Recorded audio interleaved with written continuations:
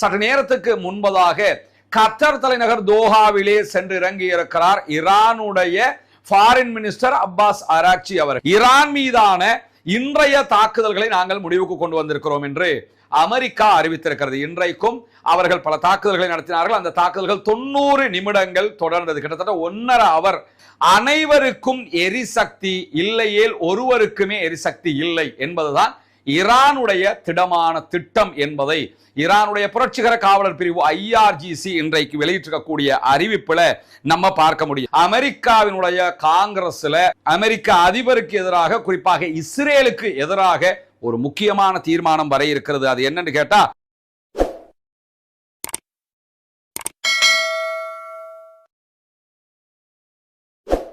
அன்பிற்கினிய சகோதர சகோதரிகளை, நம் அனைவர் மீதும் ஏக இறைவனுடைய அமைதியும் கருணையும் உண்டாகட்டுமாக என்கிற உயரிய பிரார்த்தனைகளோடு காசா முதலாக ஈரான் வரைக்கும் உண்டான அமெரிக்க இஸ்ரேலிய ஆக்கிரமிப்பு படைகளுடைய தாக்குதல்கள் தற்போது மீண்டும் தலை தூக்கி இருக்கக்கூடிய காட்சிகளை நம்ம பார்த்துக்கிட்டு இருக்கிறோம். குறிப்பாக ஈரானுக்கும் அமெரிக்காவுக்கும் இடையிலான ஒரு நேரடி வார் ஆரம்பித்திருக்கிறது.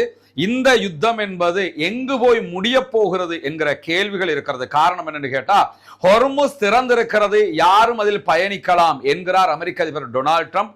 ஹொர்முஸை மூடி வைத்திருக்கிறோம், எங்களை கேட்காமல் யார் பயணித்தாலும் அது சட்டப்படி குற்றமானது, எனவே நாங்கள் தாக்குதல் நடத்துவோம் என்கிறது ஈரான். எனவே ஹொர்முஸ்ல போகலாமா போகக்கூடாதா, போன அடிப்பாங்களா இல்லையா என்கிற அளவுக்கு உண்டான ஒரு நிலை தற்போது உருவெடுத்திருப்பதை நம்ம பார்க்க முடியும். அதே நேரத்தில் தொடர்ந்து அமெரிக்கா ஈரான் மீது தாக்குதல் நடத்துகிறது. ஈரான் பதிலடிக்கு அரபு நாடுகளில் இருக்கக்கூடிய அமெரிக்காவினுடைய தளங்கள் மீது தாக்குதல்களை நடத்துகிறது. இந்த தாக்குதல் விவகாரங்களை அரபு நாடுகள் புரிந்து கொள்ளாமலும் இல்லை என்பதை நம்ம புரிஞ்சுக்கிறோம். ஏன்னா அரபு நாட்டின் மேல ஈரான் தாக்குதல் நடத்துகிறது என்கிற பார்வை இன்னும் ஒரு சில பேருக்கு இருப்பதை நம்ம கவனிக்க முடிகிறது. அவங்க அரபு நாட்டு மேல தாக்குதல் நடத்தல, அங்க இருக்கக்கூடிய அமெரிக்காவினுடைய தளங்கள் மீதுதான் தாக்குதல்களை நடத்துகிறார்கள். குறிப்பாக இன்றைய நாள் சற்று நேரத்துக்கு முன்பதாக கத்தர் தலைநகர் தோஹாவிலே சென்று இறங்கி இருக்கிறார் ஈரானுடைய ஃபாரின் மினிஸ்டர் அப்பாஸ் அராக்சி அவர். காரணம் என்னன்னா, கத்தருடைய முன்னாள் அதிபர் ஷேக் ஹமத் அவர்கள் மரணித்திருக்கிறார். அவருடைய ஜனாசா அடக்கம் செய்யப்பட்டிருக்கிறது. அது தொடர்பாக அனுதாபம் தெரிவிப்பதற்காக நேரடியாகவே எங்களுடைய சகோதர நாட்டுக்கு நாங்கள் பயணம் மேற்கொண்டிருக்கிறோம் என்று அவர் சென்றடைந்திருப்பதை நம்ம பார்க்க முடியும். பல நாட்டினுடைய தலைவர்களும் போறாங்க. அந்த அடிப்படையில் ஈரானுடைய ஃபாரின் மினிஸ்டர் நேரடியாக போயிருக்கிறாரு. ஆனால் கத்தர் மேல அவங்க தாக்குதல்கள் நடத்தக்கூடிய நிலையில் தான் இதுவும் நடந்திருக்கிறது. இப்படி ஒரு பக்கம் அரபு நாடுகளில் இருக்கக்கூடிய அமெரிக்காவுடைய தளங்கள் மீது தாக்குதல் நடத்துகிற ஈரான் அரபு நாடுகளோடு நட்பை பேணுவதற்கு முயற்சி செய்கிறது. இப்படியான ஒரு சூழல்ல தான் இன்றைய நாள் வரம்பு மீறிய காசா மீதான தாக்குதல்களை இஸ்ரேல் இன்றைக்கும் தொடர்ந்து இருக்கிறது. அந்த அடிப்படையில் காசாவுல பாலஸ்தீன விடுதலை போராட்ட அமைப்பினுடைய நொக்பா படைப்பிரிவினுடைய 2 சகோதரர்கள் மேல தாக்குதல் நடத்தி அவர்களை கொண்டிருக்கிறோம் என்கிற செய்திகளை இன்றைக்கு இஸ்ரேல் வெளியிட்டிருக்கிறது. பாலஸ்தீன விடுதலை அமைப்பு இன்னும் இதை உறுதிப்படுத்தவில்லை. இஸ்ரேல் வெளியிட்டிருக்கக்கூடிய அறிவிப்புல பாலஸ்தீனத்தில் செயல்படக்கூடிய பாலஸ்தீன விடுதலை போராட்ட அமைப்பின் நுக்பா அல்லது நக்பா படைப்பிரிவை சேர்ந்த 2 பேரை நாங்கள் கொண்டிருக்கிறோம் என்று அறிவித்திருக்கிறார்கள். அலி ஷம்லாக், அதே போன்று நாசர் லூவா ஆகிய 2 பேர் தான் கொல்லப்பட்டவர்கள் என்கிற செய்திகளை இஸ்ரேலிய ஊடகங்கள் இன்றைக்கு விடுத்திருப்பதை நம்ம பார்க்க முடியும். பாலஸ்தீன விடுதலை அமைப்பு இதுவரைக்கும் இந்த செய்தியை உறுதிப்படுத்தவில்லை. ஆனால் வெகு விரைவில் அவர்கள் உறுதிப்படுத்துவதற்கான வாய்ப்புகள் இருக்கிறது.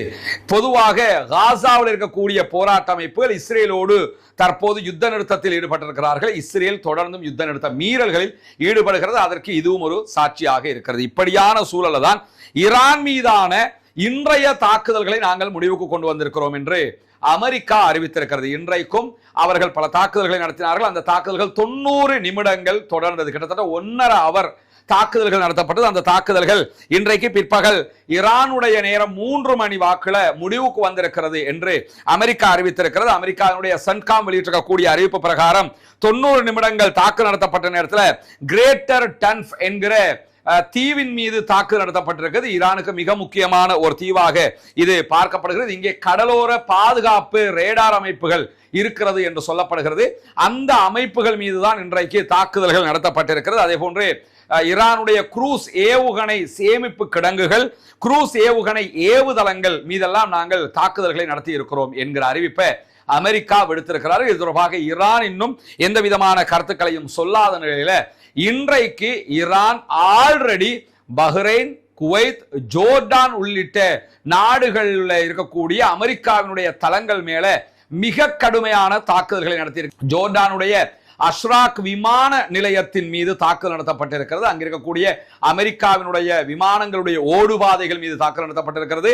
அங்கிருந்த ஈரான் மீதான தாக்குதல்களை நடத்துவதற்கு பயன்படுத்தப்பட்ட ஆளில்லா விமானங்கள் வைக்கப்படுகிற தளம் மீது தாக்குதல் நடத்தப்பட்டிருக்கிறது. அதே நேரம் ஈரானுடைய மினாப் பகுதிகளில் அமெரிக்கா நடத்திய தாக்குதல்கள்ல 180க்கும் மேற்பட்ட பாடசாலை குழந்தைகள் கொல்லப்பட்டார்கள் என்பது நமக்கு தெரியும். அதற்கான பழிவாங்குதல் தாக்குதல் தான் இது என்று அறிவித்திருக்கக்கூடிய ஈரான் இந்த தளத்தில் இருந்துதான் மினாப் தாக்குதல் நடத்தப்பட்டது, எனவேதான் இந்த தளத்து மேல நாங்க தாக்குதல்களை நடத்தி இருக்கிறோம் என்று சொல்லி இருக்கிறார்கள். இப்படியான சூழல்ல பஹ்ரைன்ல இருக்கக்கூடிய அமெரிக்காவுடைய கடற்படையின் 5ஆம் படைப்பிரிவு தளம் முற்றாக அழிக்கப்பட்டிருக்கிறது என்கிறது ஈரானுடைய IRGC.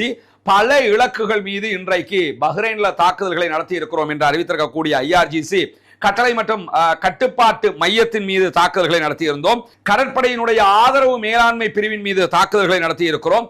அங்கிருந்த ஆயுத கிடங்குகள் அதே போன்று எரிபொருள் தொட்டிகள் மீதும் தாக்குதல்கள் நடத்தப்பட்டிருக்கிறது என்று சொல்லக்கூடிய IRGC பஹ்ரைன்ல இருக்கக்கூடிய அமெரிக்காவினுடைய கடற்படையின் 5ஆம் படைப்பிரிவு தளம் அளிக்கப்பட்டிருக்கிறது என்கிற தகவல்களையும் பதிவு செய்திருப்பதை நம்ம பார்க்க முடிகிற அதே நேரத்தில் ஈரான் தொடர்ந்தும் ஹொர்முஸ்ல பயணிக்கக்கூடிய கப்பல்கள் மீது தாக்குதல்களை நடத்தி வருகிறது. இந்த தாக்குதல்கள் மிக பெரும் இழப்புகளை ஏற்படுத்தி வருகிறது என்று கப்பல் கண்காணிப்பு தளமாக இருக்கக்கூடிய கெப்லர் விடுத்திருக்கக்கூடிய அறிவிப்புல நம்ம பார்க்க முடியும். ஹொர்முஸ்ல முழு ஹொர்முஸுமே எங்க கட்டுப்பாடு அப்படின்னு ஈரான் சொல்லிக் கொண்டிருக்கிறது.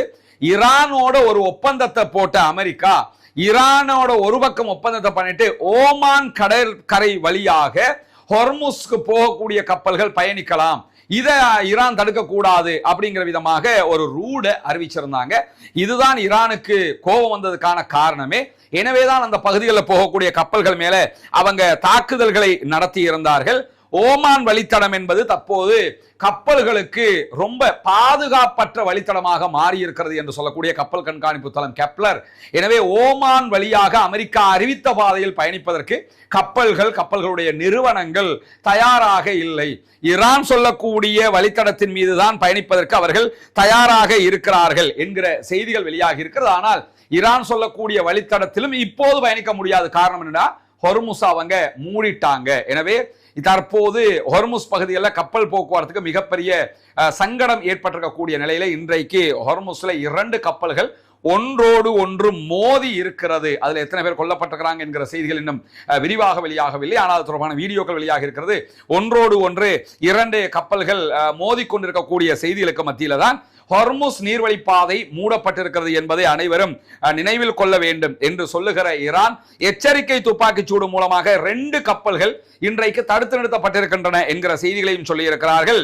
இந்த கப்பல்கள் 2மே ஓமான் வழிப்பாதையில பயணிப்பதற்கு முயற்சி பண்ணாங்க.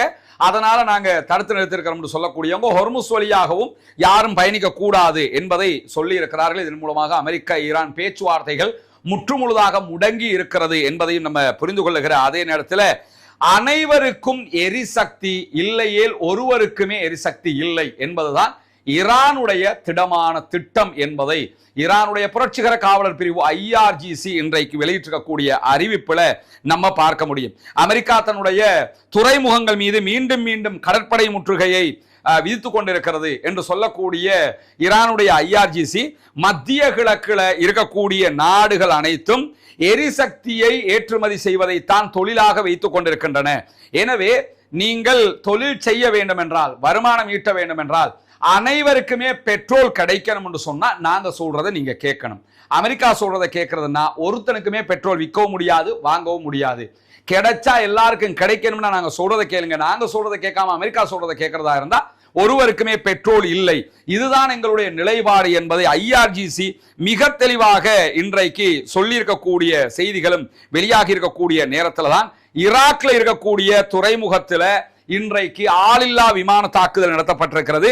ஈராக்கின் வளைகுடா கடற்கரை பகுதிகளில் இருக்கக்கூடிய கிராண்ட் பாவ் துறைமுகத்தின் மீது தான் இன்றைக்கு ஆளில்லா விமான தாக்குதல்கள் நடத்தப்பட்டிருக்கு. ஆனால் இந்த தாக்குதல்களை நடத்தியது யார் என்று யாரும் உரிமை கோரவில்லை. ஆனால் வேறு ஒரு செய்தி வெளியாகி இருக்கிறது. என்னன்னா நாங்கள் ஈரான் மீது நேரடியான உக்கிரமான தாக்குதல்களை அமெரிக்கா தொடருமாக இருந்தால் நாங்கள் ஈரானுக்கு ஆதரவாக அமெரிக்காவினுடைய தளங்கள் மீதும் ஈராக்ல இருக்கிற அமெரிக்காவினுடைய தளங்கள் மீதும் தாக்குதல்களை நடத்துவோம் என்று ஈராக்ல இருக்கக்கூடிய ஈரானுடைய ஆதரவு பெற்ற கதாயிப் ஹிஸ்புல்லா என்கிற அமைப்பு இன்றைக்கு விடுத்திருக்கக்கூடிய அறிவிப்பில் தெரிவித்திருக்கிறார்கள். எனவே இந்த ட்ரோனை யார் ஏவி இருப்பாங்க என்று அனுமானிக்க முடியும். கதாயிப் ஹிஸ்புல்லா ஏவி இருப்பதற்கான வாய்ப்பு இருக்கிறது. கதாயிப் ஹிஸ்புல்லா நேரடியாக ஈரானுக்கு ஆதரவாக யுத்தத்திற்கு வரப்போகிறோம் என்கிற அறிவிப்பை விடுத்திருக்கிறார்கள். கதாயிப் ஹிஸ்புல்லாங்கிறது ஈராக்கினுடைய ராணுவத்திலையும் இருக்கக்கூடிய அமைப்புன்னு புரிஞ்சுக்கிறீங்க. ஈராக் ராணுவத்துல அவங்க இருப்பாங்க. ஈரானுக்கு பிரச்சனைனா கதாயிப் ஹிஸ்புல்லாங்கிற பேர்ல வந்து அட்டாக் பண்ணுவாங்க. இதுதான் அவர்களுடைய சிஸ்டமாக இருக்கிறது. அந்த அடிப்படையில் அவங்க நேரடி யுத்தத்திற்கு நாங்கள் வரப்போகிறோம் என்கிற அறிவிப்பை விடுத்திருக்கிறார். அதே நேரம் இன்றைக்கு இன்னும் ஒரு முக்கியமான செய்தி பதிவாக இருக்கிறது. அது என்னன்னு கேட்டா, அமெரிக்காவினுடைய காங்கிரஸ்ல அமெரிக்க அதிபருக்கு எதிராக, குறிப்பாக இஸ்ரேலுக்கு எதிராக ஒரு முக்கியமான தீர்மானம் வர இருக்கிறது. அது என்னன்னு கேட்டா, இஸ்ரேலுடைய ராணுவத்திற்கு வருடா வருடம் வழங்கப்படக்கூடிய 3.3 பில்லியன் அமெரிக்க டாலர்கள், ஒரு பெரும் தொகை பணம். 3.3 பில்லியன் அமெரிக்க டாலர்கள்னா எங்க கணக்கு போகுதுன்னு பாத்துக்கிறீங்க. இந்த பெரும் தொகை இஸ்ரேலுக்கு அமெரிக்கா கொடுக்கிறது. இதன் மூலமாகத்தான் காசாவில், லெபனான்ல எல்லா இடத்துலையும் இவங்க அப்பாவிகளை கொள்றாங்க. அதே மாதிரி தேவையில்லாத ஈரான் யுத்தத்துல அமெரிக்காவை இழுத்து விட்டதும் இந்த காசை எடுத்துக்கிட்டு தான். எனவே இஸ்ரேலுக்கு இந்த பணத்தை கொடுக்க கூடாது. இஸ்ரேல் ராணுவத்திற்கு அமெரிக்கா பணம் கொடுப்பதை நிறுத்தும் விதமாக ஒரு திட்டத்தை பாராளுமன்றத்திலே அவர்கள் சமர்ப்பிக்க இருக்கிறார்கள். இதற்காக கொண்டு வரக்கூடிய இந்த தீர்மானத்திற்காக ஜனநாயக கட்சியைச் சேர்ந்த பல பேரும் வாக்களிக்க தயாராக இருக்கிறார்கள் என்கிற செய்திகள் வெளியாகி இருக்கிறது. ஜனநாயக கட்சியினருக்கு ஆதரவு வழங்கக்கூடிய, தலைமை தாங்கக்கூடிய அமெரிக்க காங்கிரஸ் உறுப்பினராக இருக்கிற கிரேக் காசர் வெளியிட்டிருக்கக்கூடிய அறிவிப்புல தான் இந்த தகவல்களை அவர் சொல்லி இருப்பதை நம்ம பார்க்க முடியும். எனவே இது அமெரிக்காவில் கொண்டு வரப்பட இருக்கிற மிக முக்கியமான ஒரு தீர்மானமாக இருக்கிறது. இஸ்ரேலுக்கு எதிராக அமெரிக்க மக்கள் மட்டுமல்ல, அமெரிக்காவில் இருக்கக்கூடிய அதிகார வர்க்கத்தினரும் மாறி இருக்கிறார்கள் என்பது புரிகிறது. அந்த அடிப்படையில் தான் இஸ்ரேலுக்கு எதிராக இஸ்ரேலுக்கு வழங்கப்படக்கூடிய ராணுவ நிதி உதவியை நிறுத்துவதற்கான இந்த திட்டம் கொண்டு வரப்பட இருக்கிறது. அப்படி கொண்டு வரப்பட்டால் அது உண்மையிலேயே வரவேற்புக்குரியதாக இருக்கும் என்பதிலே எந்த மாற்று கருத்தும் இல்லை. பொறுத்திருந்து பார்ப்போம் அடுத்தடுத்து என்னவெல்லாம் நடைபெறுகிறது என்பதை. தொடர்ந்து ரஸ்மின் மயசி நியூஸ் மற்றும் ரஸ்மின் டாக்ஸ் ஆகிய 2 சேனல்களோடு இணைந்து கொள்ளுங்கள். ஒவ்வொரு நாளும் வரக்கூடிய உண்மை செய்திகளை உங்களோடு பகிர்ந்து கொள்ள தயாராக இருக்கிறோம். ஆக்கிரமிப்புகள் ஓய வேண்டும், ஆக்கிரமிப்பாளர்களும் ஓய வேண்டும் என்கிற உயரிய பிரார்த்தனைகளோடு ஆக்கிரமிப்பாளர்களுக்கு எதிராக தொடர்ந்தும் ஜனநாயக ரீதியாக குரல் எழுப்புவோமாக. வாஹிர் தஅவானா அல்ஹம்துலில்லாஹி ரப்பில் ஆலமீன்.